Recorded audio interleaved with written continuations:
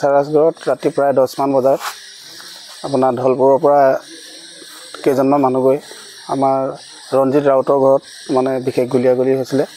তাত এজনৰ গাত গুলি লাগিলে। গুলি লগাজন তাতে ধলপুৰ মেডিকেলত ডেথ হৈছে বুলি আমি গম পাইছোঁ। লগালগ মেডিকেলত লৈ গ'ল। তাৰপাছতে আমাৰ মানে গাঁওখনত হাতী ওলাই থাকে। আমি মানে বোম ফুটাইছে বুলি মানে হাতী আহিছে বুলি মানে গোটেই মানুহখিনি মানে সজাগ হৈ যায়। আমাৰ হাতী মানে এনি টাইম আহিয়ে থাকে। সেই গতিকে মানে তেতিয়া গোটেই গাঁৱৰ মানুহখিনি ওলাই গ'লত মানে গাড়ী এখন যোৱা আৱাজ শুনিছোঁ। খুব স্পীড গৈছে গাড়ীখন। মানে গাড়ীখন আমাৰ VDPও ডিউটি আছিলে, ধৰিব নোৱাৰিলে। গাড়ীখন অৰুণাচলত সোমাই গ'ল। গম পোৱা নাই।